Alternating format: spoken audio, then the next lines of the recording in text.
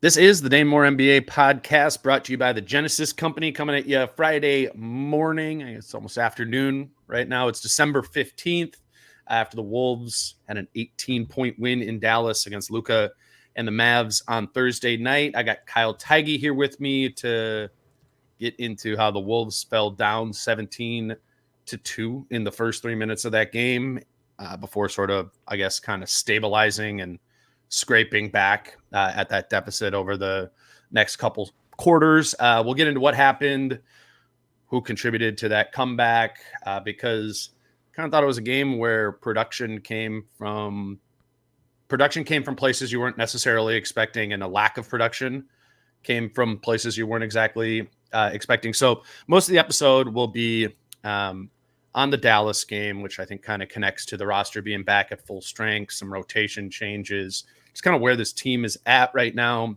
But then at the end of the episode, because today is December 15th, Kyle and I were kind of talking about how this is like the official start of trade season, in that on December 15th, basically the whole league becomes eligible to be traded. So we know we're way in advance of the actual trade deadline 2 months out from now. But we want to take, I don't know, maybe 10, 15 minutes at the end of the episode to just kind of set the table for what this team can do at the deadline, what they can trade, what those contracts come together to be, what are reasonable things to even estimate this team might be able to add at the trade deadline, because we kind of expect they will make a decision, that they will make some sort of move there. And, I think it's an interesting conversation of what type of player do you want to add to this team. So we'll get into all that, but we'll start with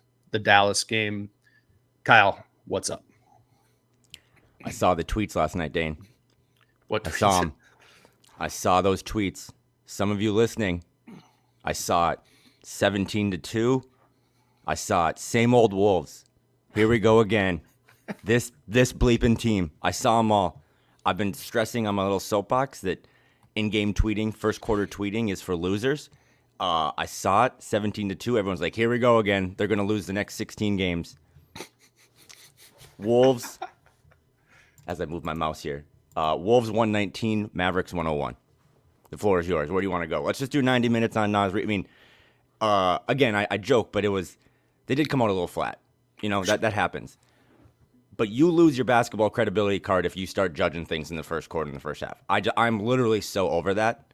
Like, yes, oh my God, a team went on a 12-0 run. That's crazy. They play 48 minutes of a game. These guys are so athletic. The shot making is absurd. Yeah, they came out cooking. And if you really enjoy the sport, adjustments are real. You change things up. Like, a boxing match isn't the same 12 rounds of strategy going same blow for blow. They came out last night. They kind of, in a sense, almost let Luka cook himself to death. He was obviously amazing. He's fun. I'd love to talk about just him in general a little bit. He whines, he complains, but from an offensive standpoint, there's just some things he does that are absurd, and he's one of those guys, right? You can't stop Luka Doncic. You can just kind of hope to contain him or slow him down. But they did in the second half. They made some adjustments. I was watching our friend Jake Painting's little breakdown today on Howls and Growls. Like, they made some slight adjustments to how they defended the pick and roll, and they started. Will you elaborate on that, like, briefly? And also, I've been checking. Didn't watch that one this morning from Jake, but those are awesome. I often get a lot of, how come you guys don't do episodes immediately after the game so they're up first thing in the morning? And we've gotten into that because I'm normally at the games, so I can't do it there. But drunk. Sorry.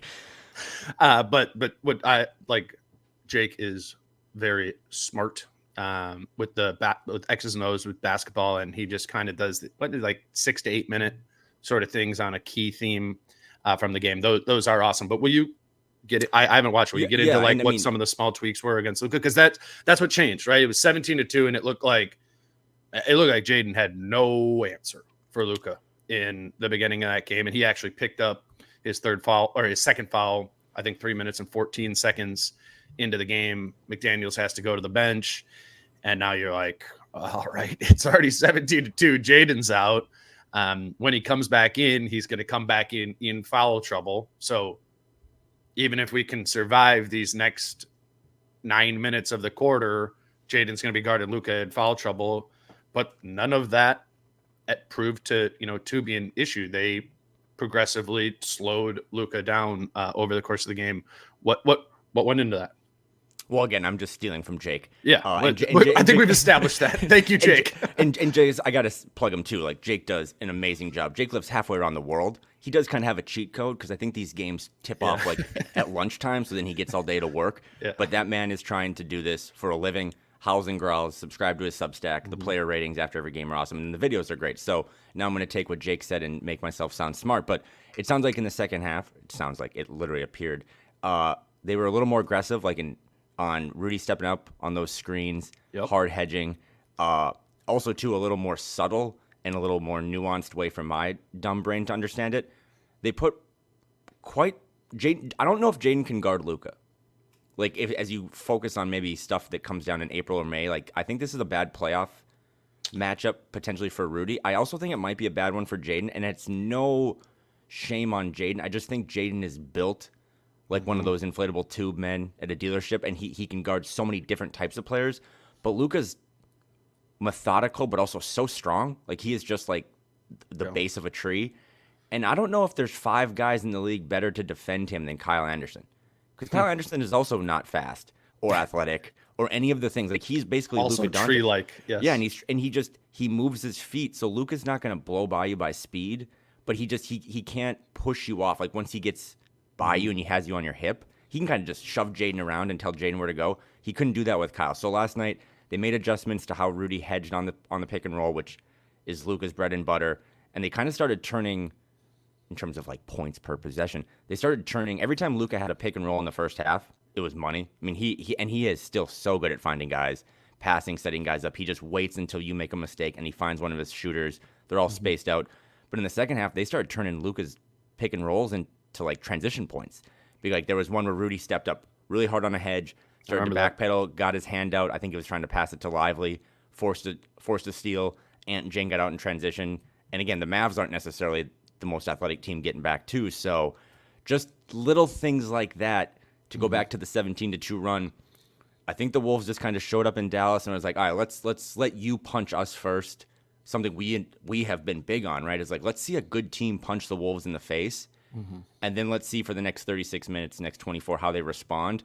And I thought from Finch to whoever is running defensive coverages, they made little slight changes that all of a sudden in the second half, you're never going to stop Luka from posting 36, 12, and 11, but he had to work way harder for it in the second half, and it was much more of a coin flip on, is this going to be a bucket for the Mavs, or is this going to be an instant bucket for the Wolves? Right. They needed, once they got more aggressive in the coverage, to my eye, Luka had to become more of a playmaker in, create, which he does, and creating those open corner threes or threes for his teammates, and then those teammates need to make them. I think a handful of those guys just weren't making shots, and, maybe the game goes a little bit different. Maybe it's at least, I'm not saying the Wolves lose necessarily because they won, like, out by like 20, but that could have kept it a little bit closer there.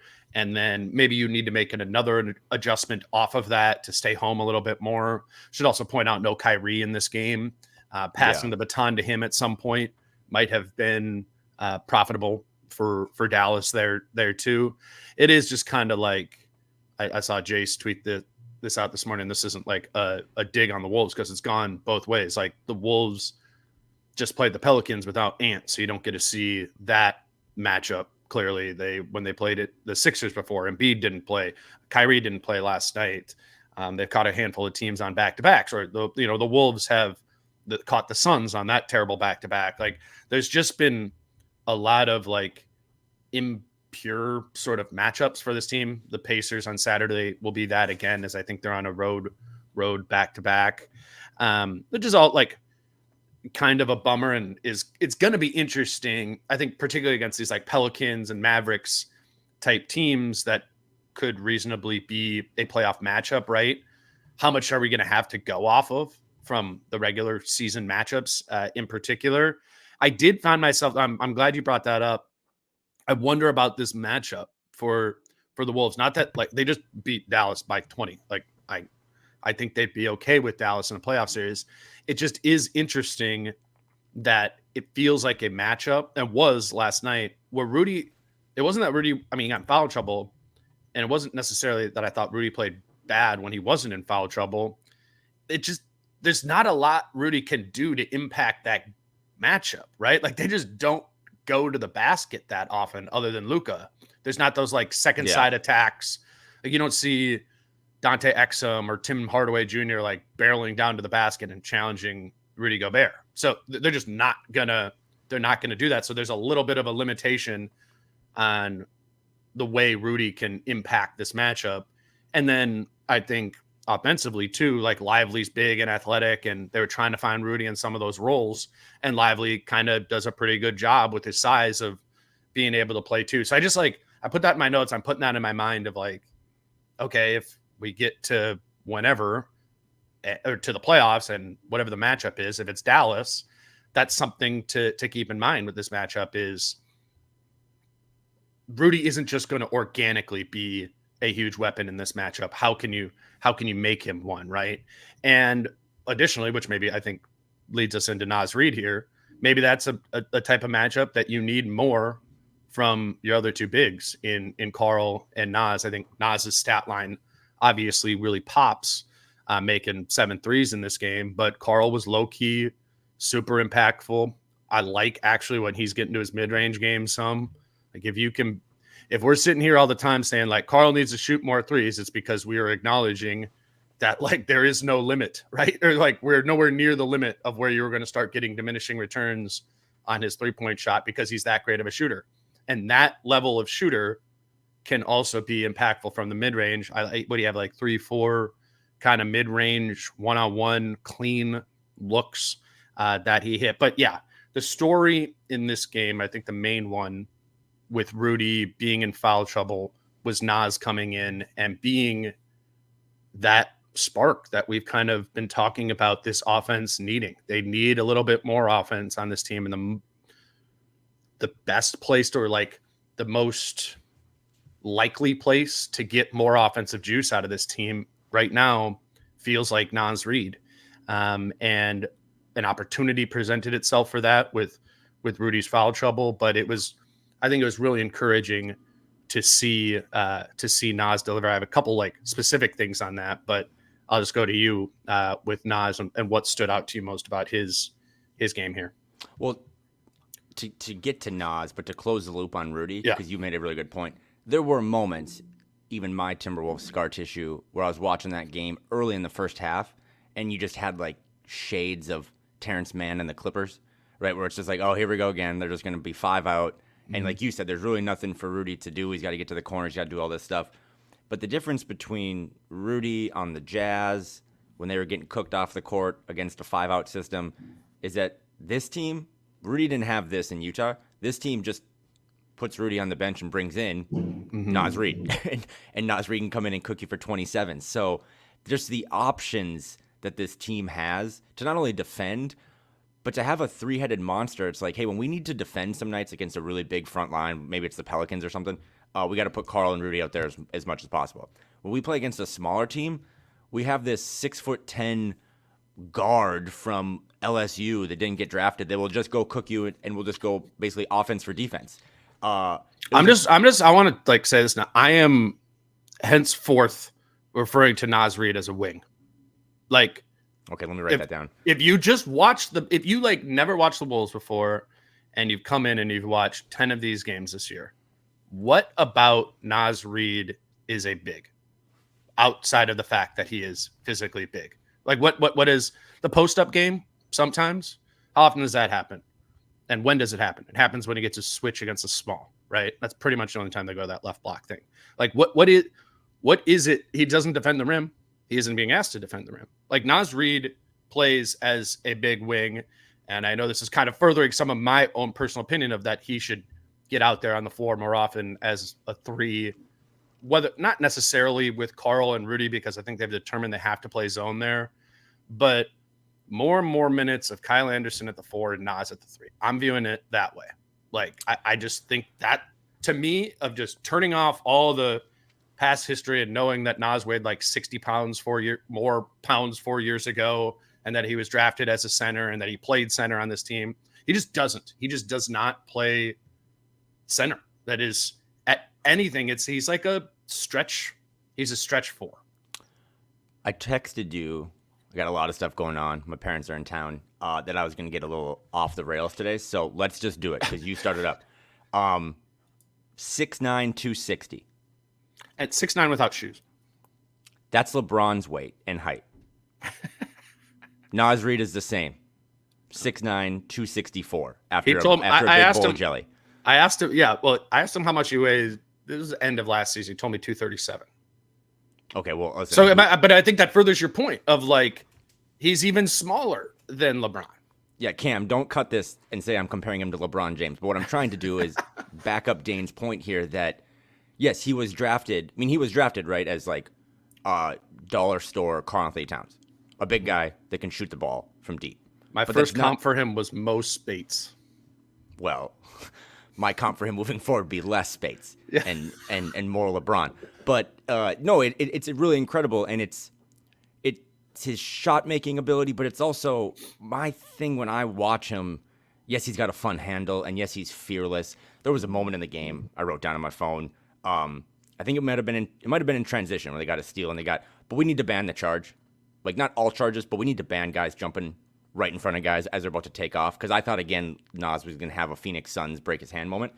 But just the ability for Naz to do so many things and then have that.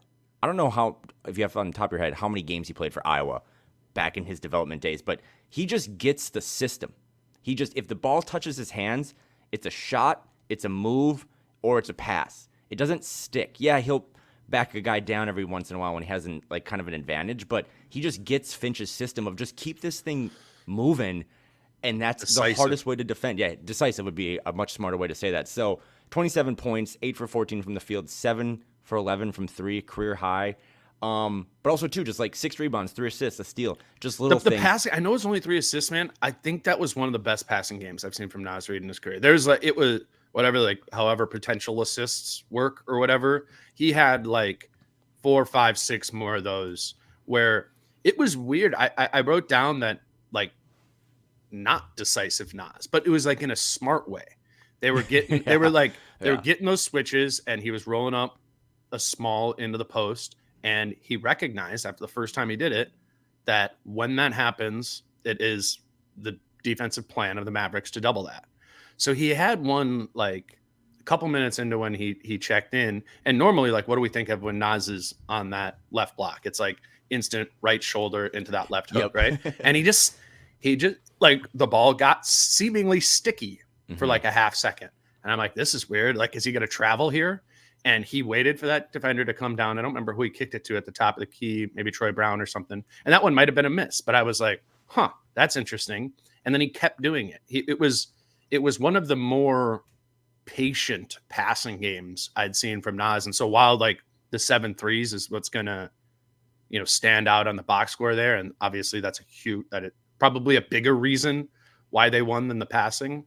But, I noted that, and that I think goes to some of the idea of like Naz can be a second unit hub, right, of offensive production, not just as a decisive scorer, not just as a 3-point shooter. I think that dude can pass. I mean, maybe a couple less of like the baseline drives, and when he like tries to turn 2 by like throwing it to the corner, that got deflected out of bounds like 3 times last night. But I just think there's more in the bag, right? With Naz. And I'm not even just talking about like dribble moves. I think there's more that he can do offensively. And he showed it in that game, a game they needed it when Rudy's value was marginalized given the opponent, and further marginalized when Rudy got in foul trouble. Let me grab our first break. We can keep talking about Naz and kind of roll with the rest of this game here. But I want to tell listeners about Your Home Improvement Company. It's one of our new local sponsors, and Your Home Improvement Company knows that you don't all need a bathroom renovation or a window installation, but some of you do. And that is going to, like, if and when that happens, that's going to be an expensive project and likely a timely project. And that's kind of their thing is quick, like Nas Reid, decisive, right? You're good at within 30 days, have your entire project done, from the time you make your call to the time it's finished. Some of the installations can happen in as little as one day. It's your home improvement company, so it's yhic.com, or you can call them at 844-270-7180. No interest, no payments, nothing down till 2025. And if you act in the month of December, they are offering free installation on those bathroom installations. And for windows, it's buy 2 windows, get 2 windows for free. So twice the windows for half the cost. Again, no interest, no payments, nothing down till 2025. So if you are somebody who is considering that bathroom renovation, you are considering that window installation, keep that business in the Wolves family. They're obviously supporting us here on the show, and we would love for them to be supported if that's something that you're going to do yourself. Anyways, again, that's yhic.com or 844-270-7180. Your home improvement company, where it's your home made better. All right, Kyle, you want to keep going on Nas, or should we slide along to, I thought Nikhil, maybe let's do that. I thought Nikhil was big, but let me just give you some deep analytics here from our friends at DraftKings, just because you were talking and I was just looking things up. A couple interesting things in the ties to Nas, but I will say too, Coach of the Year odds right now on DraftKings, Chris Finch is not listed. Mm-hmm. That might be, but I'm talking like they have Billy Donovan listed, like they have Steve Kerr and Greg Popovich. Chris Finch is not listed, which to me would seem that he might be the favorite right now, but I digress. Nas Reid is currently... That was 28-1 at the... right? I think I got it at 22-1. Okay. But I will say Nas Reid right now, I believe, is tied for 7th for 6th Man of the Year odds, and he's also 13th on the most improved player odds. So again, is he going to hit any of those things? Probably not. But before we turn to Nikhil, and there's actually a Nikhil Nas comp that I want to make, but yeah. I wrote this down last night, very late. I think you and Nas Reid is kind of like me and Jaden. I think we don't talk about Nas Reid enough still. Like, I just think his story is one of the coolest stories in the world. I mean, he had a chance, man, to just be like a car salesman. Like, he had a chance to just be out of the league, get a couple 10 days, and now you're done. He is one of the most pivotal players. I mean, this team is known nationally for their defense, but I do wonder as it continues to develop and they get a little more shine. The second thing I would take away from this team, and Ant's so great, and Mike Conley's leadership, is that they have this 3-headed monster that is kind of almost revolutionizing like the league this year in terms of these 3 dudes that do all these different things, and you can find a combination of 2 of them at any time. Nas can play with Rudy. Like, that was one of your big preseason things. Karl and Rudy has obviously shown their value. Karl and Nas, I don't necessarily know how much they've played together yet, but there's just so many options now that Finch can throw, and last night was a non-Rudy game. He finished with 8 points. He did have 12 rebounds, but they just leaned into Karl, leaned into Nas, and now to transition to Nikhil, you said, Nas is still going to have that turnover, right? He's still going to give you like a night where he shoots like 1 for 8 from the field. But it's like what I said about Nikhil a couple weeks ago. If Nas Reid didn't have a couple of those flaws, the Wolves wouldn't have been able to afford him. So, like, his flaws should be embraced. Like, when he throws the ball over or does something stupid or falls down, that's great. That's why we're paying you only X instead of 4X. So his development is just, I constantly love talking about that guy. And then over to Nikhil, who is, I don't know, guard Nas Reid, just the little things he does. He gets the system, too. There was a play last night, Dane, where I think Nas had the ball in the corner by the bench, and he started to back a guy down. Shot clock's running down. No one's moving. Except Nikhil from the other corner, cuts to the basket, gets a pass from Nas, easy dunk. Those 2 guys and their basketball IQ just helps make this whole thing work, and it really is like beautiful basketball. I think to tie that all together, the 3 things you talked about there was the Nas and Rudy pairing. Yep. And Nas thriving in that. Yep. Nas and Nikhil being able to play together, which was something Britt and I talked about a lot on the last episode, where, again, I kind of had this I think there needs to be more Naz. How do you activate more Naz? And Britt was like, well, you run more pick and roll, so you have to play Jordan McLaughlin. And I just kind of knew or assumed that Jordan McLaughlin just wasn't going to be, a part of this rotation. It's just too deep right now. Like Shake Milton's out of the rotation now too. So, but that doesn't mean Britt's wrong in that Naz might need pick and roll to be able to get off a little bit more offensively. So if J-Mac is not an option and he's not going to play with Mike Conley all that often because Mike Conley and Rudy Gobert are glued to each other, it needs to be Nickeil. That needs to be kind of like Nickeil can help Naz go. Offensively, he can insulate him defensively, some too.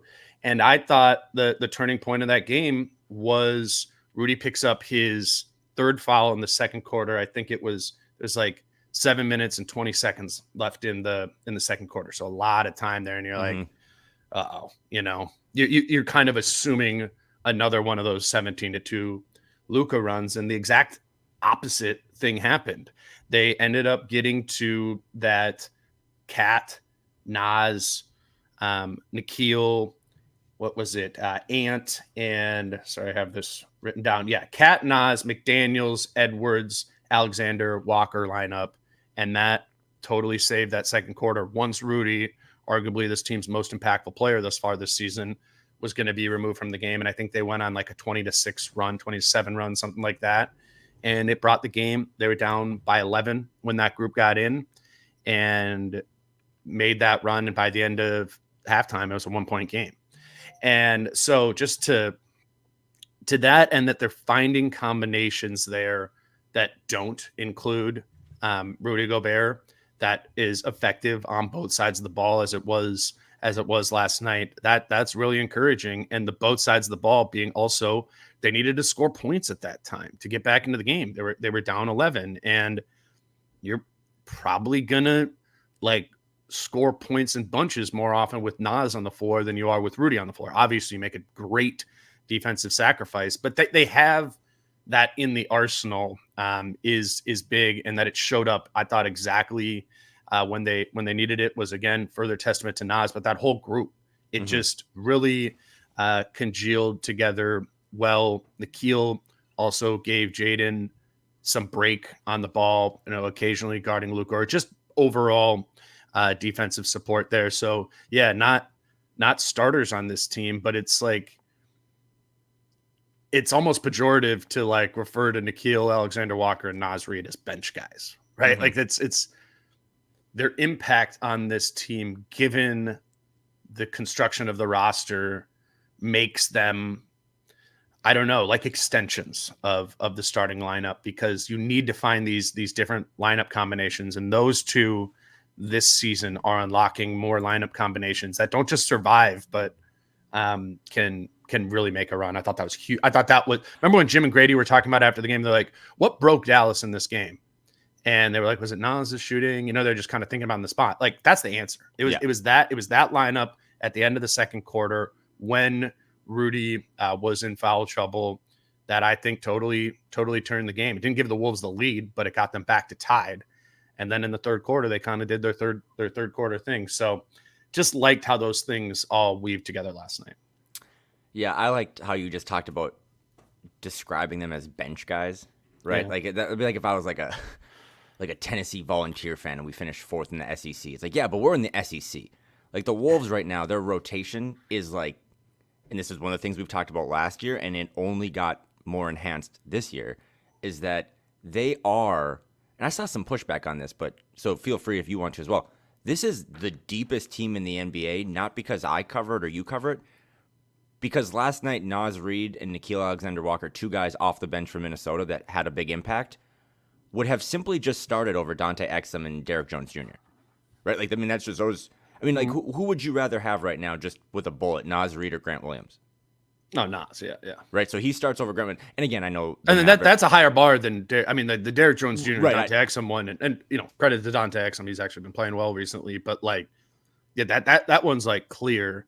I think some people, who are not watching the Wolves all the time, or you just taking the national look, you're like, oh, Grant Williams, good defender, 40% or high 30s, 3-point shooter. Played in Boston.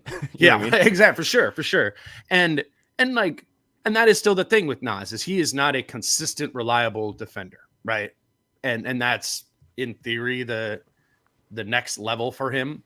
He's also being asked to play the wing this year, and it's a guy who's played in the action and pick and roll coverage his first 4 years of his career. So that he's not a massive sore thumb defending on the perimeter right now, I think that's even a win. But Naz isn't like a super plus defensive player, but if he can be average defensively, which is less than Grant Williams is defensively, sure, that's okay, because this offensive ceiling that he has and the multitude of ways that Naz can generate offense. We're talking about the 3-point shot. We're talking about the post up. We're talking about the pass. We're talking about his ability to attack in isolation. Like, the bandwidth of Naz's offensive game for a bench player is about as big as, it's kind of like, in a weird way, reminds me of like Malik Monk with the Kings, and that's what we're talking. We're talking about like those super impactful, often offensive leaning sixth men. Like, yeah, your Naz fits that archetype. Your sixth man, you don't win sixth man of the year for coming in and shutting guys down. Yeah. When's the last defensive stopper that came in and won that award? But I will say too, just like the Naz Reid being able to start on so many teams, it's just you do look around the league again and you see some of the very limited players that start or play, and it's just, you come back to Minnesota and it's like, it's incredible what they can do. And also too, if Naz Reid was a plus defender, he would have gotten 4 for 80 from the Rockets. Right, like, so if there are these little warts on his game that you would hope continue to develop, but I don't know. I don't know if this team, maybe you can disagree, but I don't know if the team lacks extra defense. The team, what we talked about all week with Chris and Jason and Britt was, what do they do when Ant's not on? And maybe Carl's in foul trouble. Like, does this team have a third person in the pecking order to score? And mostly it's been done collaboratively, where Mike might get you 16 points, or maybe Jaden goes out for 17. The most consistent person you can probably rely on is Naz to just come in. He's almost like a 3-level scorer with the way he kind of backs you down and can hit that little hook shot. So, yeah, those two guys, again, just came in last night. You also, I'm just curious, kind of jumping around, but you got a good glimpse last night of before the trade deadline, before any moves could be possibly made. That's kind of like the 9-man rotation now. Yeah, right? yeah, that's a good thing to hit on. And right, wrap like up Shake Milton, who did have a good couple games, kind of spotting for Ant, has come on a little bit, but Troy Brown Jr. was the least played member of the rotation last night. You got 15 minutes, hit a couple shots, but you saw what it looks like at full strength last night, not only from a starting lineup with the 5 that actually haven't played together that much. Alan Horton and I kind of pointed that out. They actually haven't played that many games together yet, but then it's going to be Kyle, it's going to be Nikhil, and it's going to be Naz off the bench. So the Jordan McLaughlin stuff, that's all just not really important when this team is at full strength, because they have an 8-man, maybe 8.5-man rotation. Yeah, and don't you think that like the archetype of player that Troy Brown Jr. is, and like fits a 12 minutes a night role more than the, in theory, bucket getter playmaking archetype that Shake is? Like, to defend Shake, which I'm not really sure I'm doing, but like that job is hard in really limited minutes. It's kind of like why oftentimes the playmaker bucket getter off the bench is the 6th man, in that they get like 25 minutes a night, because I do kind of believe you need a little bit more of a rhythm to impact the game in that sort of way. Whereas like Troy is just your like perimeter spacer and solid on defense. Like, you can, I think Finch feels that he can go to that for 3-4 minutes and know that Troy is going to provide that. Now, he's not going to make the shots every single game. No non-elite shooter is going to. That hurt them in the Pelicans game some. But I just feel like there's a repeatability to Troy Brown Jr. that makes more sense in this 9th man role for 12, 14 minutes a night than Shake does. But I said this before. I mean, we've been like theoretically ripping Shake out of this rotation for like 3 weeks now. And what I've said at some of those times, like, I think there's going to come a time where you need Shake. Oh, for sure. And in like, and not in a 12-minute role, like in a 22-minute role where, injuries, rest, whatever happens, and this team does need offensive juice, and particularly if somebody's missing in that game, Shake is still probably your most likely guy to get that from of the non-rotation players, like pretty easily. We talked about this, Phil and I, the other day at Flagrant Howls, but if you go back and look at Shake's biggest performances last year in Philly, most of them kind of came as like Harden was out, and they're just kind of like, "Hey, can you just be James Harden tonight?" And he would post big numbers across the board. Yeah, he averaged like 22 a game and starts. Right, and so he might just be the break glass in case of emergency thing for Ant, right? It's like, hey, you might just not play a bunch, but if Ant's out, just go in and try to be Ant. Like, we know you're not going to be, just like we know you can't be James Harden, but just let it fly, dominate the ball in a lot of sense. But at this... Get downhill. Yes. And that's when he's at his best, right? Like, in transition, getting downhill. But this team at full strength, which was, still the biggest story last night, right? Like, they are now at full strength again. Yeah. The injury report is just a bunch of guys that you don't really expect to be playing. But I will say it is kind of funny because you came into this season thinking not only about the regular season, but the playoffs of like, oh my God, they have all these power forwards and centers in a traditional sense. But we started to talk about with Naz, I kind of want to talk about Kyle for a sec. It seems like a lot of guys, we've been able to downshift a position. So now we're talking about Kyle and Naz as like a 3. So now there's like a little more wiggle room to find playing time for them. And you can shift Ant and Nikhil down to like a point guard. So it's not as bad as you think. They just play at all 5 positions. Dan Devine from The Ringer had a great story on this day. That was really good. That was really good. Yeah, if you haven't, go Dan Devine on Twitter. Go read it. It's a very in-depth, very big picture, propaganda-wise. Like the Wolves are legitimately good, and this is why. But he talks about the size. They just can throw so much size, and that's what kind of brings back to Troy Brown. Is like Troy Brown has size, so you spot him in there. They just have this crazy ability to put length and size and some speed at all 5 positions, and whether it be defensively or offensively, it does start to. Last night was like, again, the boxing analogy of just take the punches early, lean into what you do best. And I mean, they won by 18 points in a game. They were down 17-2. I think Alan Horton actually had this too, that was the biggest like point differential change of the season. Who are these guys? Like, what? I'm not like how many years have you covered a team where the Wolves are up 17-2 and they lose 119-101? Like, I don't know, every year of my existence. So, the full strength, this rotation, and there's still some things too. Like, I don't know, what can we just do like a 30-second Kyle Anderson talk quick? Just like, what do you?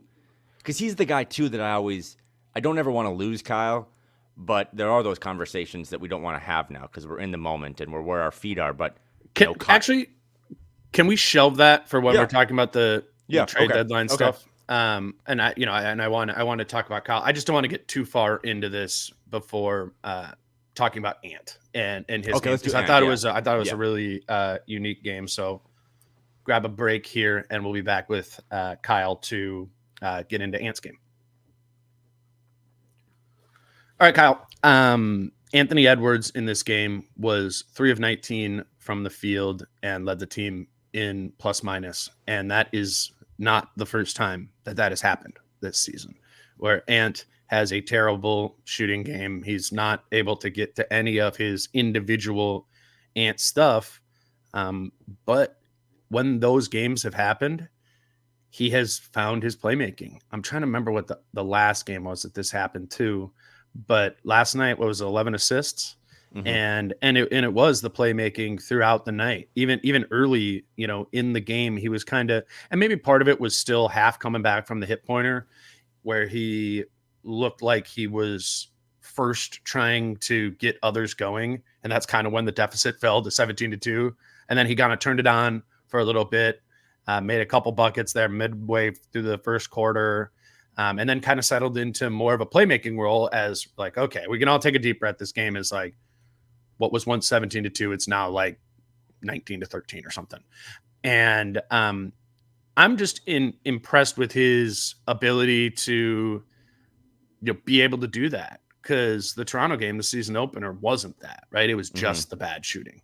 And it kind of sunk him in that game. But that Ant can have this type of impact by making like that play he made for Mike Conley in the corner that everyone saw at the end of the game.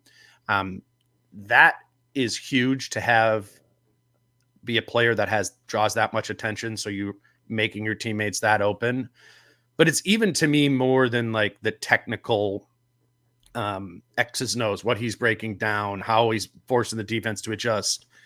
There's something that's really cool about Ant in that he's one of those guys who like seems to genuinely not be bogged down by the fact that he's only made 3 of the 15 shots he's taken, and the energy and the confidence and kind of the way where he's an energizer for the rest of the group doesn't really go away, or at least in this game, it was there through the poor shooting. And there's I don't know, like an existential value to that. And that really popped after he hit Mike in the corner. You saw him run into the bench and he's just his giddy self.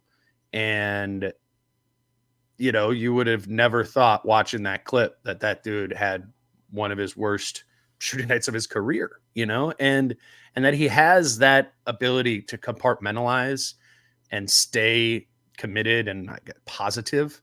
There's just a ton of value in that. That pass, that knockout punch to Mike Conley in the corner. Yeah. Someone's got to clip him if they have the time. It was step for step, the exact same motions, body language, everything as the pass to Mike in the corner against Golden State. Like he kind of got to the elbow, pump faked. I thought he was going to go like T-Mac off the glass, like the All-Star game. Yeah. Gets his guy in the air, comes in, and then just finds Mike in the corner. And listen, neither you or I have kids, but the Anthony Edwards story, as cool as the Naz Reid story is, the Ant story is just tenfold because it kind of feels like co-parenting. Like we watched this kid come into the league, and he was a kid. He came into the league, and we did have, I guess, legit questions. Does he even like the sport that he's getting drafted into? And then we just talk about him all the time as we cover the team. And everything we talk about, and we're like, for him to get to that next level, he's got to do this. And for him to get to this next level, he's got to do this. He's doing it, right? Like he's 22 years old. So last night to have a 3 for 19 shooting performance, there's just a lot of other guards in the league that just brings their team down. And he didn't need to rebound last night. Carl and Rudy combined for 29 rebounds. They almost out-rebounded the entire Mavericks team. But what he needed to do last night was any Ant shot is still a good shot, in my opinion, because he is so dangerous and teams throw so many different coverages at him that he was just like, I just need to get double-digit assists. And there was a couple passes to Naz, a couple passes in transition, like when he was getting out there. He was just like, I just need to do this tonight for us to win. And that stuff, man, is like all NBA super duper star, where it's like, hey, my this tool in my tool bag's not working tonight, but I'll just do this and it's going to help my team win.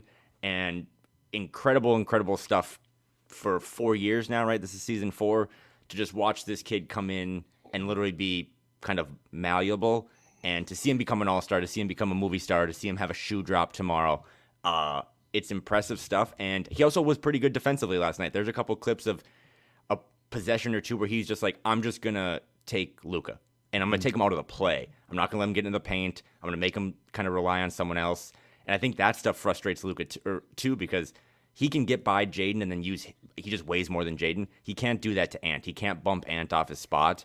And I don't really have anything smart to say. I love watching him. And it's incredible to watch him continue to grow. And I do ask myself sometimes, to see him go toe-to-toe with Tatum, right? Or to see him go toe-to-toe with some of these guys who are the premier faces of the league right now. He's 5-6 years younger than him. Like, what is Anthony Edwards at 27? He might literally be the best basketball player on planet Earth. I love the recognition. Like, I think he kind of picked up that, and we've talked about Naz plenty, but like Not enough. He recognized what we recognized too. Like, this is a good place to push the offense through, or to just play through the flow of Naz. And I think he also recognized, like, Carl was having, not a huge like scoring stat. What, Carl 21, right? 21 and 17. But like, I think he kind of has a really good like internal calculator of what the other offensive weapons are doing and feeling, and seeing Naz and KAT kind of having that offensive rhythm. I think he knows that he can turn that dial down of his individual scoring more and become the playmaker, and then know that he can turn it back up at the end of the game if need be. I just think that. Sorry, I was trying to hold that in. I didn't even get the sneeze button off there. I was trying to finish my ant take there. But do you know what I'm saying? Just kind of being able to. I'm so sorry. I just sneezed in everybody's ear right there. But no, but let me take the baton, because Britt, we're all watching the game from home last night, right? Other than like Chris and John that were there, and Britt had something late in the game that I thought also resonated through the TV a little bit. I'm like state propaganda right now for how much I enjoy watching this kid play and his growth and his development and everything he's done, his whole overall portfolio as a human. But that could make him, like, he could hear that and be like, yeah, I am the shit. Right? And you see the way he reacts last night in the moment to Chris Finch and Mike Conley, but the way he also talks about those two in press conferences, at practice, at shoot around, whatever, he has such a respect for those two people. I've always kind of compared the Chris Finch-Ant relationship to like a father-son thing in a way, but that ability to remain level-headed and not just try to like, hey, I'm going against Luka tonight, face of the league, whatever. I'm just going to continue to shoot myself. I mean, I could have seen other guards in Ant's spot just take 29 shots. And like, I will make some of these at some point. Yes, 3 for 19 is still pretty egregious, but those 11 assists were all, I mean, obviously an assist is a winning play, but they were all really winning plays. And then the plus-minus stuff, which is hit or miss sometimes, I don't think it was a miss last night. He was kind of the most overall impactful player on the court, especially in a night when Rudy didn't really have it, or it wasn't a Rudy game. So, I don't know. I think the way that this team and their leadership and the way they kind of all just naturally revolve around Mike Conley, who I don't know if he even wants to be the full-on leader of this team, but it is kind of Mike Conley's team. He is the extension of Chris Finch on the court.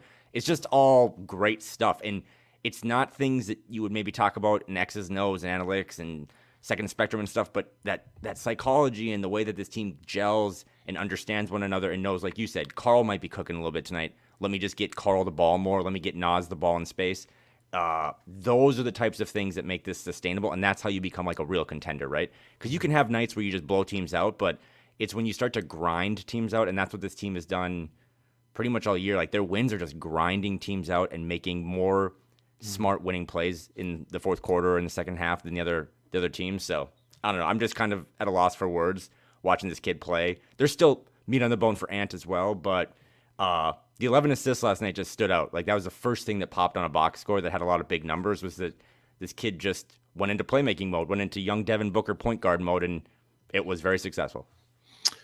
Let's do the Kyle Anderson part, and then let's get into the setting the table for trade season element of this episode, because I think those two sort of tie together. I think when trade season comes along, because we all get big eyes, right, at the trade deadline time, and you start looking for the like $14-15 million players, not the like little $6 million bit role player.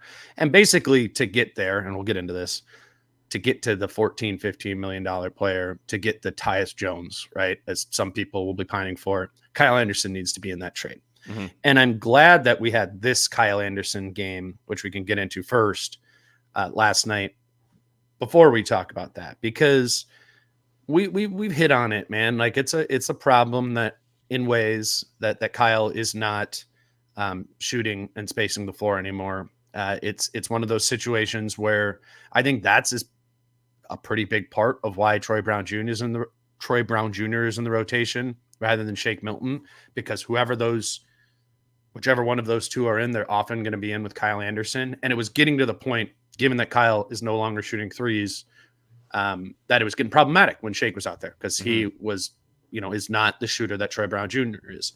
So I say that to establish, like, that's what Kyle's not doing this year. And yeah, like, the floater game hasn't been immaculate like it was last season, but there is a consistency to Kyle. And I think what is fueling so much of the idea of the, some of the reactive people are like, trade him or this or that, or what, like, Kyle Anderson's a problem. the intangible part of it, or the less obvious elements, like you got to with his, might be as good of an option in guarding Luka as anybody on this team. He's coming off of being one of the most impactful defensive players in the NBA last season by most catch-all defensive metrics, and is having another good defensive season. So I would just to like, when that, because this thought creeps up for me too, like when you're thinking, man, I don't know if this team needs Kyle Anderson, or Kyle Anderson feels like he's hurting this team right now. What he does defensively that we, all of us, probably can't really pick up on the fly is very valuable. There is, you were talking about Mike Conley from a leadership and a personality element of this. There is a great value in that we can't, not being on the roster, fully appreciate. And I think the evidence for that is Chris Finch is not fazed by Kyle. Like, would he like Kyle Anderson to be shooting 40% from the corners on 1.5 threes a game? Yes, of course Finch would like that. But in his mind, it is like, I'm not going to stop playing Kyle because he's stopped shooting threes or stopped making threes. That is the evidence, I think, is that if you want to not play Kyle Anderson, or if you want to trade Kyle Anderson, you're going to have to pry him from Chris Finch's cold, dead fingers, because that dude wants Kyle Anderson on the floor, pretty much as much as possible. So I say that to mean, like, let's acknowledge what Kyle Anderson isn't doing this year. It's not the player that he was last season. He's playing a different position. Maybe something's going on with the eye. There's clearly something going on with the shot. But to dismiss his value completely, I think would be us being overly reactive, swinging one way or the other with it. So I'd say that to lead into Kyle Anderson, who I know you wanted to talk about too. No, I think he is the most interesting person to talk about for everything you just said. I do think Kyle Anderson is like Chris Finch's cruise control. That, like, if Chris Finch was driving on a road trip and he's got 4 kids and they're starting to lose their shit in the back, like, he can put Kyle Anderson on and turn around and start, like, lecturing him, or, like, get everything in order. Like, when things aren't going well and Ant's out of control, or Naz has a couple turnovers. Like an iPad to a 5-year-old. Yes. Yeah. Kyle Anderson is an iPad to a 5-year-old. So it does, I mean, and you can see it, right? Like, I love watching Finch just from, like, a managerial nerd standpoint of, like, when he starts to lose his mind, and I've talked about his hair, and he'll just be like, Kyle, just go in there. He might not even have, like, a purpose or, like, a set of plays or whatever. He might not even tell Kyle who to sub in for. Just like, Kyle, go pick someone and let's get the iPad out. Because, yeah, from a box score standpoint, and this is, as we now navigate to, yes, today is December 15th.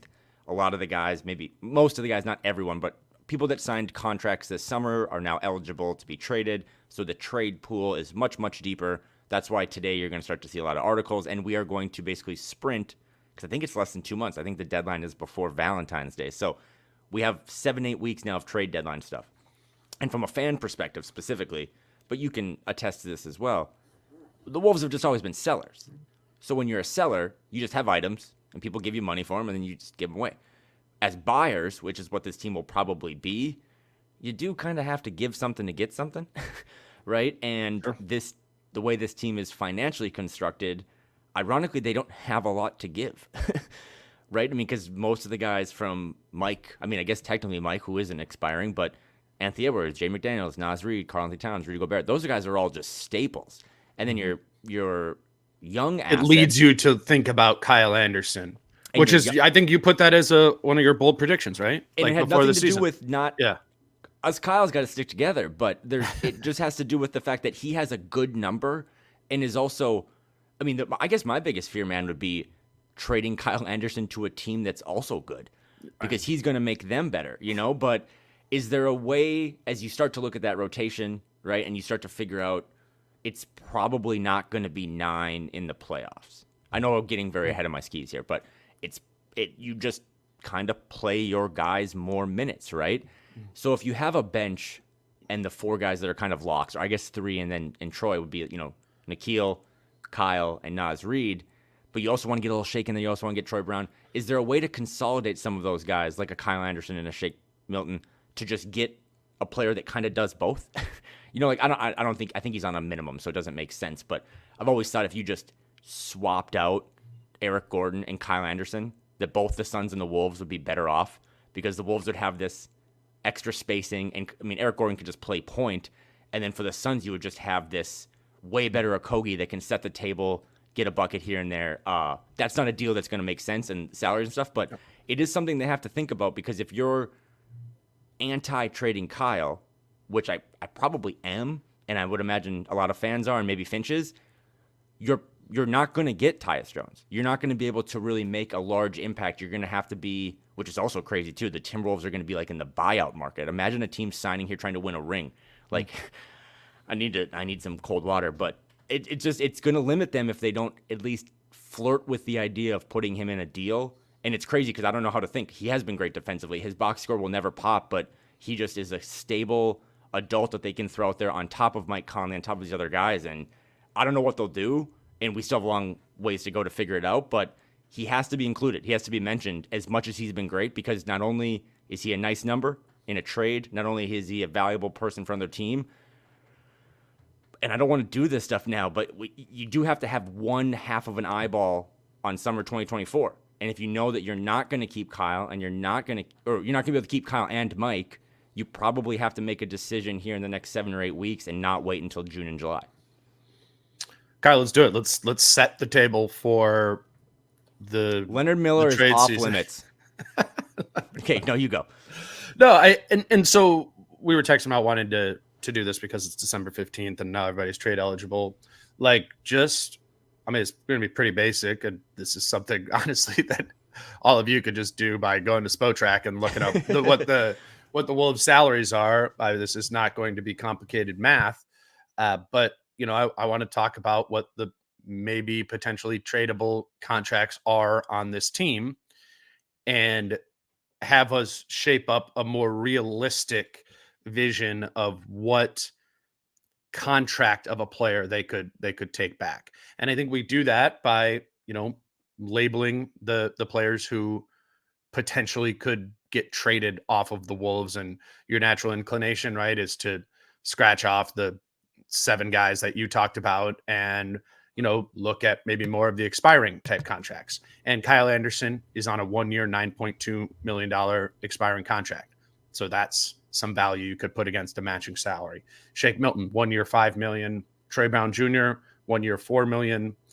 Wendell Moore Jr. has 2 years and $5 million committed to on his contract. So the matching salary on that is about $2.5 million. And I put Jordan McLaughlin on there too at $2.3 million.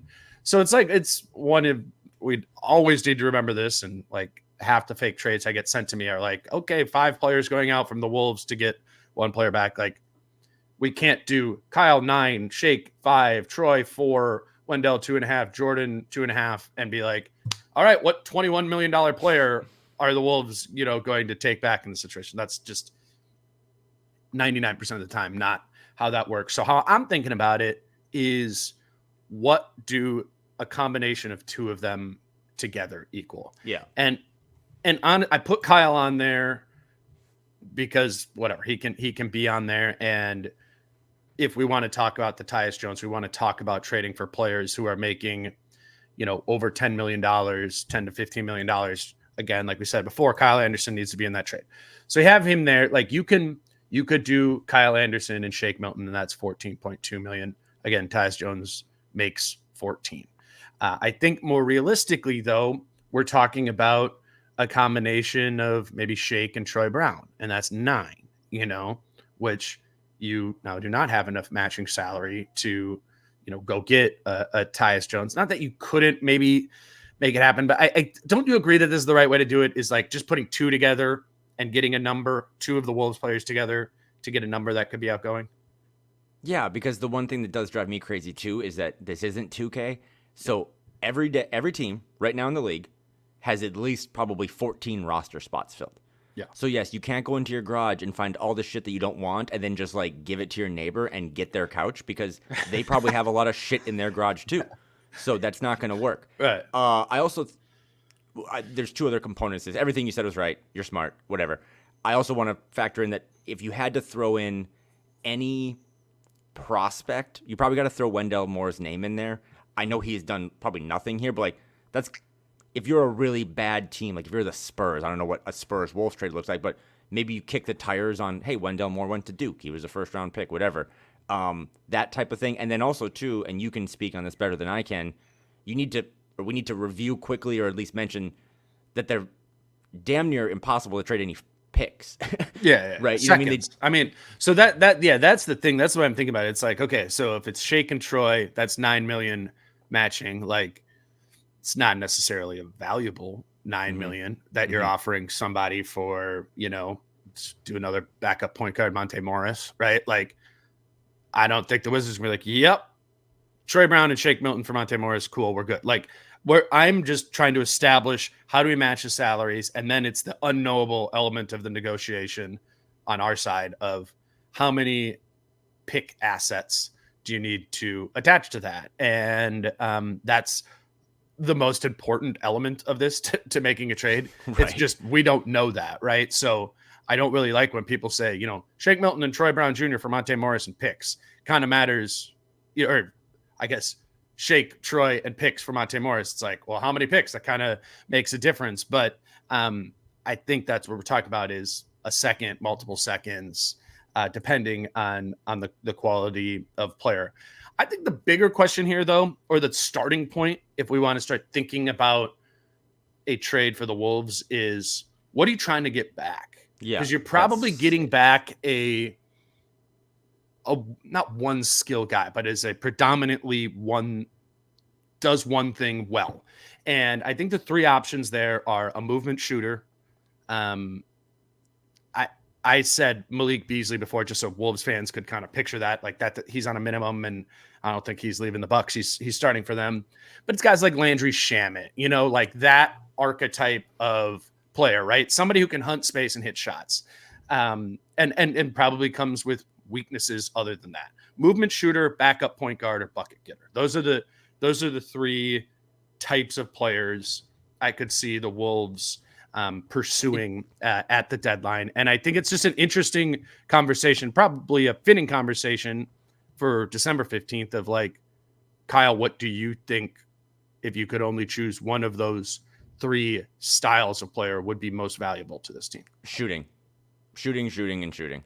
Just an ability to have someone else. I mean, also too, I'm just asking you, you're very smart, but do you know who Monte Morris plays for?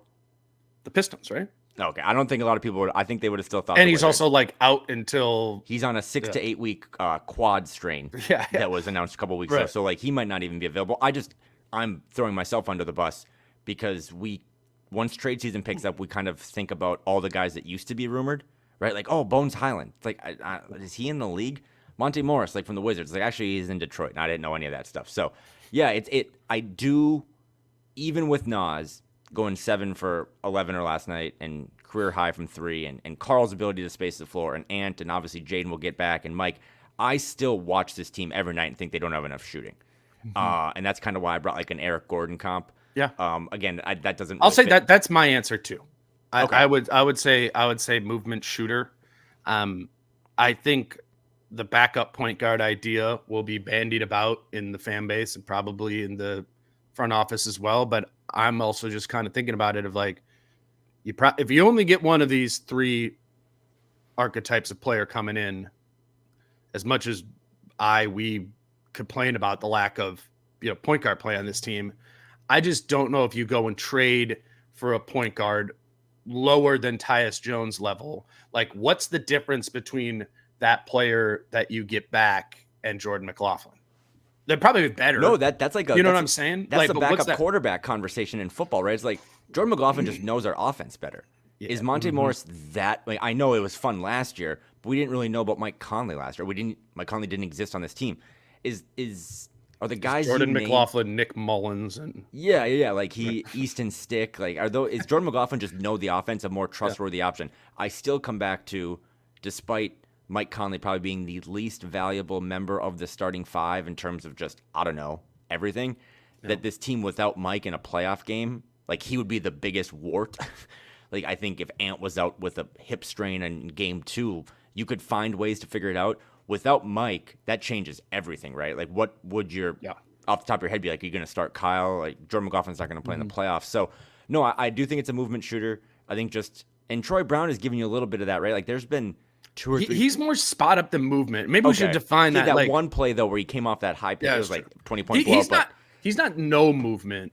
I think again to Wolves fans or for us, like the most recent movement shooter that we've watched a ton is Malik Beasley. Like I'm saying, picture that, yeah. But like Malik did it to the point where you were like, this is still a positive proposition. He's a 0 on defense, but he's such a great hunter of space combined with a quick release, whatever, like that. I think would serve some utility on this team.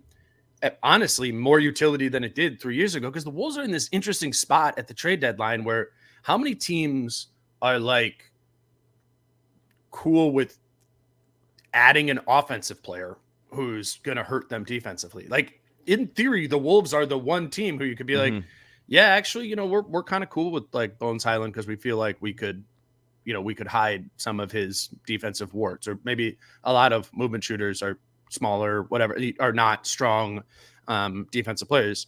Like this, the Wolves are in a unique situation there where just like in the market, it's hard for teams to be really willing to pay for that all offense, no defense guy, because all teams in the league are not as good at defense as the Wolves are. And I just, that's an interesting element to this too, that might help the price point in different ways. We're both in on movement shooter. I think we've put a line through backup point guard. I think if we put Finch on truth serum, his answer would be bucket getter. Do you know, this is the most simple way to look at this, but I just went to like the ESPN app and I just went to stats and 3-pointers made, like average per game. Just curious. I was trying to find some names to be in that movement shooter thing. In terms of 3-pointers made per game, the highest ranking Timberwolves player is 52nd in Mike Conley. And then 55th is Ant, and 71st is Carl. Like there's guys like Matt Ryan up there, Isaiah Joe. That's actually a fun, simple way to kind of go look at this, is that, yes, the Timberwolves are awesome defensively and they have a bunch of what we would deem plus shooters, but this is part of, right? This is a fraction of the equation of the stagnant offense or whatever, like however it is, that they just don't have guys that can volume fill it up from deep. So, and I don't know, how specific were you trying to counter our take to what Finch would say in terms of a bucket getter? Can't those kind of be the same person or not? No, I'm more thinking about like you're running, like you're trying to get them downhill. They're trying to the Jalen Noel, right? Like it's the better. He's available. It's the better version of that. Like again, if Finch could choose between, all right, I want 20% better Malik Beasley or 20% better Jalen Noel. Like I think, and this is just my thought. Like I'm just going off of I've covered him for a long time and just understanding what his frustrations are with what's not working. It's just the sense I get. Nobody has told me this. I just get the sense that Finch would want that. And to that end, I know you kind of scoffed at like the Bones Highland idea. Again, I'm not going off of anything here. I could see that. I could see Finch finding a place for that in the rotation. I think evidenced by how long of a leash he gave Shake Milton, right? Like he wants that. I think he feels like this team needs it. And to like, do I personally agree with that to that extent? No, but I'm also the one here sitting here being like, this team needs more offense. Yes. And maybe that's what it does need more of, is self-created offense off of the bench, more so than you need a spot up guy to be able to move into space so Carl can kick it to him when he's getting double teamed in the post. Like that's a need. If you're going to play through Carl in the post on this team, you need more shooting on the floor. You probably need to add a movement shooter to your team. But do we know that that's going to be a huge staple of this team? Like, right. I don't like, it's always going to be part of Carl's game, but the Pelicans game was the only game that was like the Pelicans game, and where they went to him over and over again. And that's just because Ant wasn't out there. They went to, that's not how they would have played the Pelicans if Ant was in that game, and I actually thought like Carl had some turnovers out of it. I've seen worse games from Carl getting doubled in the post than that Pelicans game for sure. He was finding dudes who weren't making shots. And to that end, it's like, maybe this is me kind of caught in the moment right now. I have that pretty fresh in my mind. I'm like, man, that team could have used a movement shooter. But am I looking at it through the lens of what this team needs when they're bad? Or am I looking at it through the lens of what this team could add when they're good? And maybe the answer to that is the bucket getter. Is now you have 48 minutes of Ant in theory, right? Like, not that if Bones Highland came in for the 15 minutes when Ant was off the floor that you would get Ant, but you would get that same style of play there. And I don't know. I don't know what their answer to it is. Maybe their answer is backup point guard. I don't know. Like, maybe that's what it is too. But I think those are the three silos that they'll be digging in come trade season. And then it comes down to, like, do we have the salaries to match for it? And today is exciting because so many fans, even ones that follow this team now, they're like, hey, the team's actually good. We don't have to talk about all that other bullshit, like draft and lottery and all stuff. Like, we just get to talk about real basketball. But this is the glass half empty take on this, is that this is another very, very fine needle that Tim Connelly and his front office has to thread. Yeah. Because, I mean, think of all the, like, if you did a pros and cons list of the trade deadline, a lot of the cons are like, not David cons, but we don't have a lot of assets, right? Most of our money is tied up into guys that are essentially foundation pieces or things we're going to think about next summer. We can't move any first round picks. Our young guys are either untouchable in my eyes, like a Leonard Miller or maybe a Josh Minot, or maybe just not good. Like in terms of maybe Wendell Moore, like, Luka Garza's not going to be the hottest name on the market. So how do you find a way to kind of consolidate what Kyle does well, what Shake does well, what Troy does well, and then can you even afford those guys, or are they even available? Like, you just kept talking, and I was going through this list, and I was thinking of guys like DeAnthony Melton. He would solve some of those things. He's untouchable. Like, you're not going to get him from or not untouchable, but he's a big part of what Philly does. You know who would be great, but it also feels this like pretty untouchable. I think Malik Monk would be great. Yes, those are like way higher. I know, and that's what I'm saying is, like, it's not going to be these guys that we think would be a great fit, because you're trading you're not getting Malik Monk if you're not trading a first, and this team can't trade a first. So it's like we got to get down to this point of the prospectively adding players that get pretty DeLon righty pretty quick, and then you have to ask yourself again on another glass half empty: is it even worth it?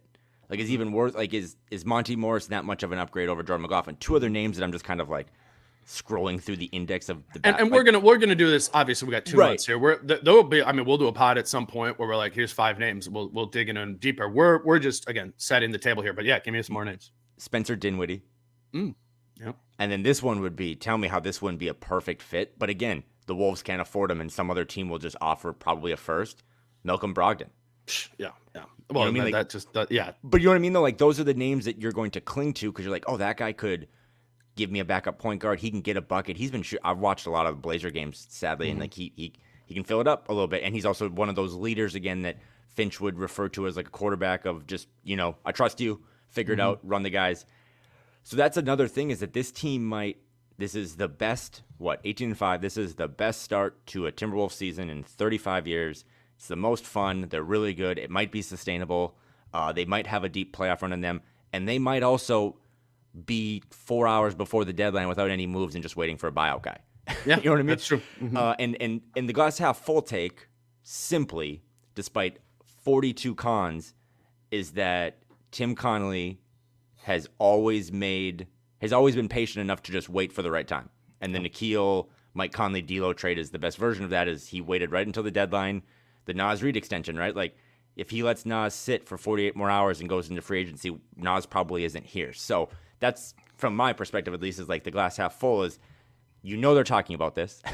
They have 1,000 front office members, and they are trying to figure out, do we move early, do we move late, and then also, do we move?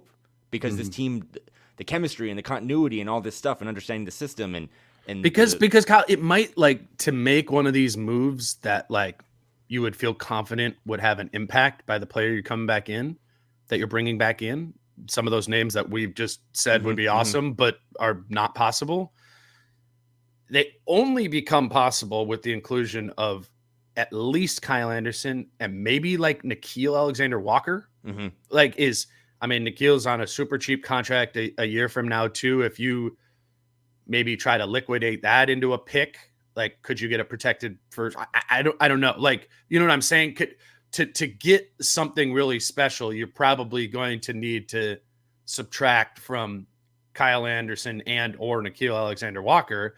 And then to your point, like what has been the opportunity cost here at that point? What do we gain by losing one or two instrumental pieces from it? So I think it's wise of you to bring up the like idea that maybe it is nothing, because what you would add would be somebody coming in, somebody that's not that special. It's coming in midstream and might not be better than Shake Milton or Jordan McLaughlin, or whatever. Like that could very well be the case. And then maybe it just is a buyout. The Wolves do have this. We should say this too. They do have an open roster spot, and they're about $2.3 million under the luxury tax line. So yeah, like a midseason buyout, you could just use that 15th roster spot on.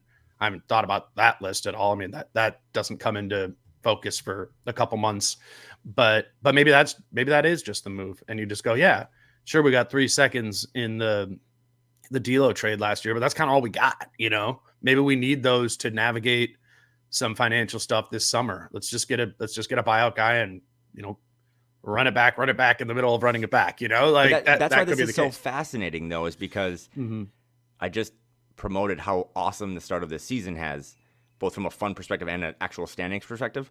And there's like this short-term versus long-term. There are some moves they could make in the next 2 months that would make everyone's life easier for the next 4 years. Yeah. But do you want to do that? That is, yeah. Right? That is the difficult business question. There's probably a Karl-Anthony Towns trade discussion that would make 2024 through 2028 a little more palatable and easier to navigate. There's no chance you can trade him. Yeah, you're the 1 seed of the West. Yeah. You know what I mean? And you could be like, oh, well, 24 to 28, that's Ant's prime. I've made that argument, back before this team was good. That maybe that made sense. But no, like when you're looking at being the number 1 seed, you're not making a business decision for 2026 or a financial feasibility decision because, yeah,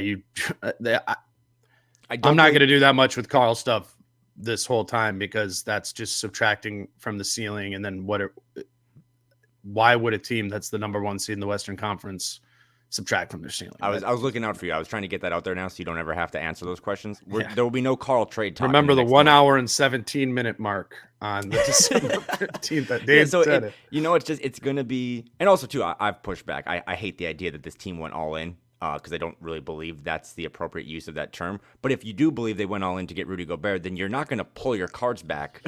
You can't and trade Carl because you now all of a sudden want to be financially smart for 2026. This team, despite not being an Ants window, there's another window, and it's this team right now, and they're really good. So I don't mean to you got to bring it up because it is the 15th and today's the day, but you also just have to be patient and be like, hey, it might just be these 8 or 9 guys that got you to the party that you're going to go to war with in April and May. And that, to me, is fine. Because a lot of the times, too, I think there was a study on this, too.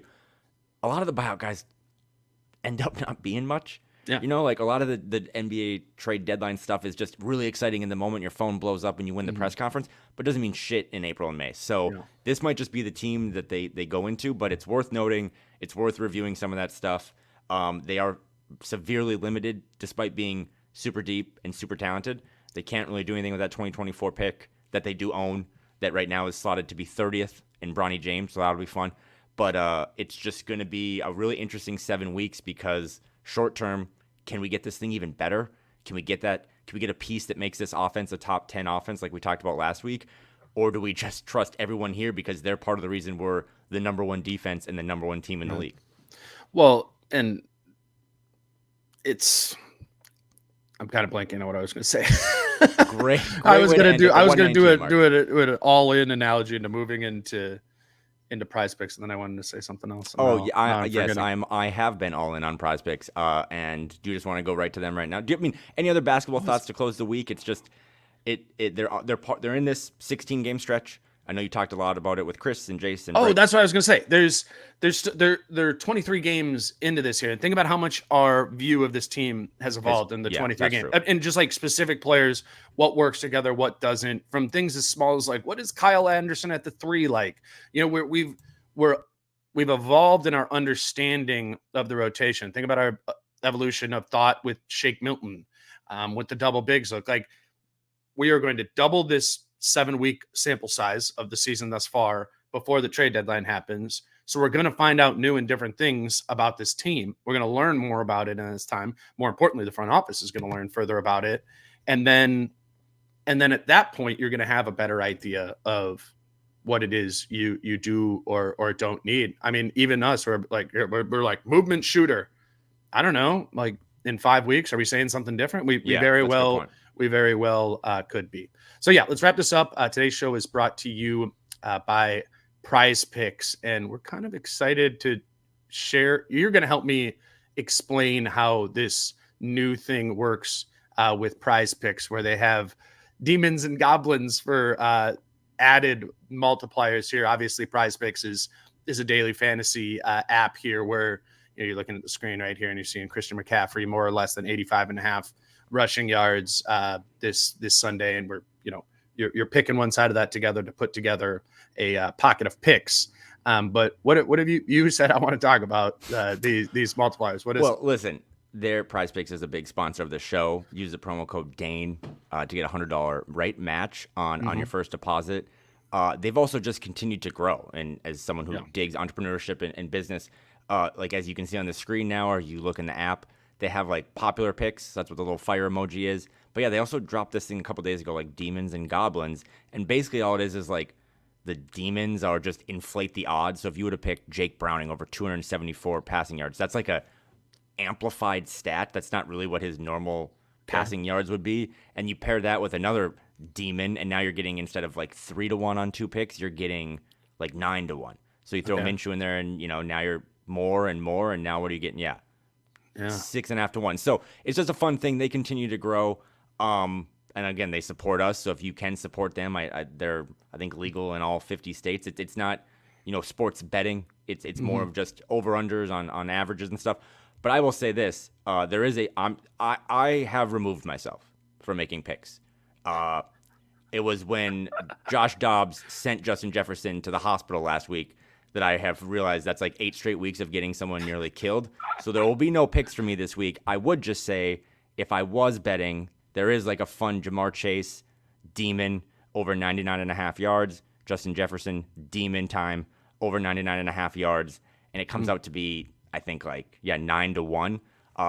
2 best wide receivers in the league, not named Tyreek Hill, and an LSU battle Saturday, Vikings-Bengals, big game. So that would be a fun way to do it. But again, those are not my picks because I'm not trying to get anyone killed, especially with Justin Jefferson on my fantasy team. Yeah. Okay. So here I'm seeing it here. There's the demon mode with the amplifier for Justin Jefferson is 109.5, or the goblin is 49.5. So it's less. I love hearing you say those words. I was not expecting that this morning. But here's your night.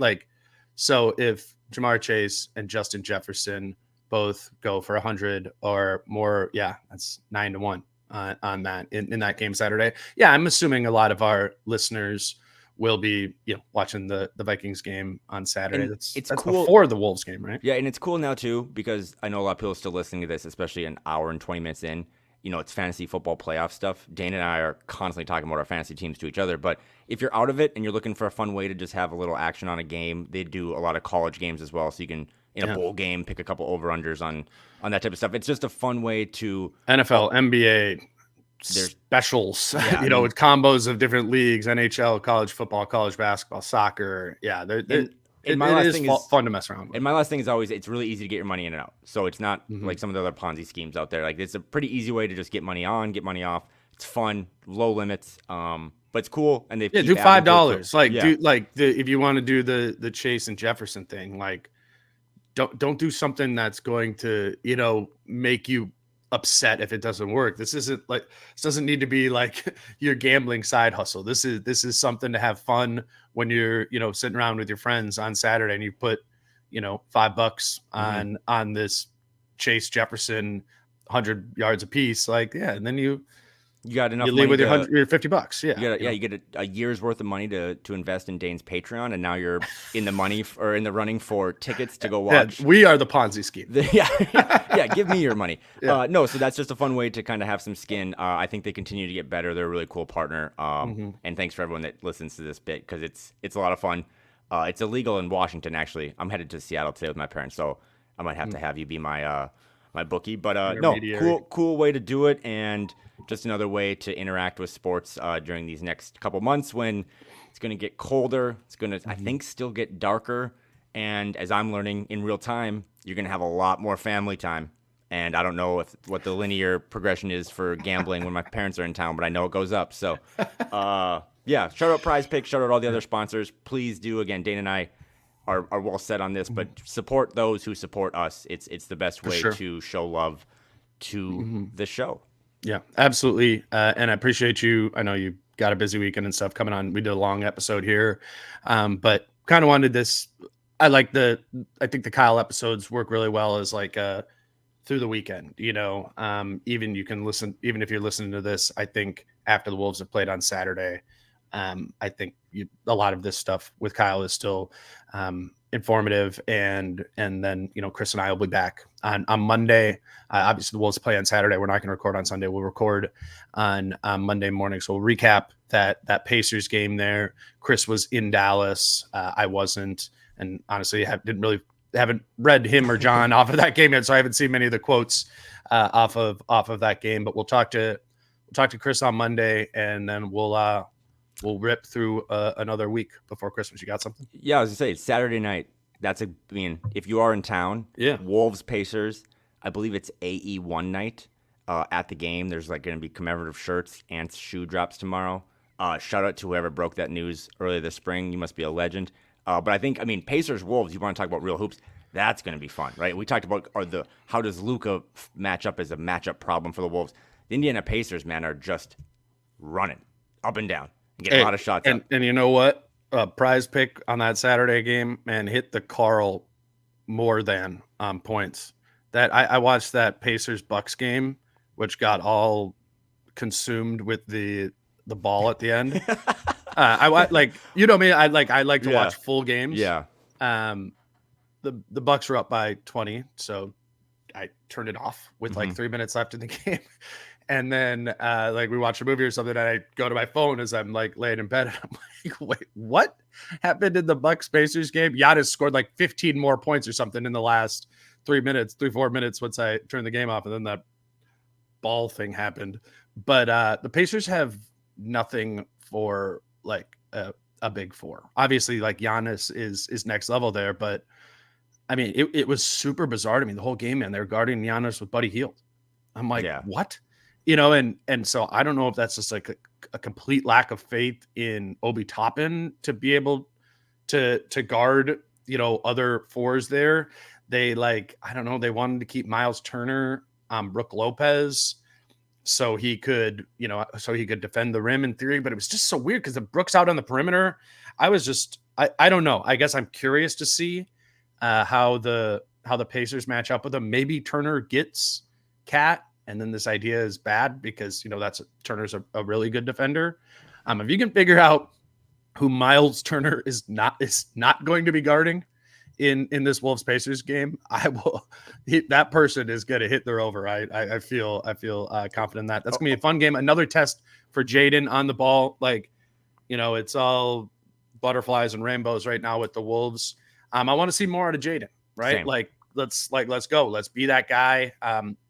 Let's avoid foul trouble. Needed more from him against Luka, and you're going to need a lot from him against Tyrese Halliburton on Saturday as well. So yeah, feel like I haven't been around the team in a while. I'm excited to get back there on Saturday too. And Obi Toppin will not be stopping Karl Anthony Towns.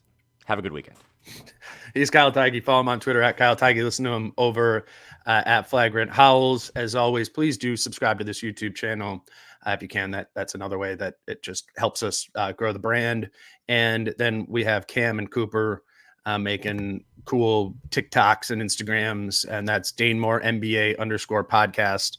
on Instagram or TikTok. There, it's a good way to just kind of see who was on the show, what we were talking about, and if you don't have an hour to listen to an episode, that's a little way to maybe get a cool nugget or two from each of the episodes. So again, thank you to all you for listening. Kyle, thank you for doing it. Until Monday with Chris, he's Kyle, I'm Dane. Peace out. How I'm feeling, man, I hope it never stop, yeah. Green and hot so you can find me in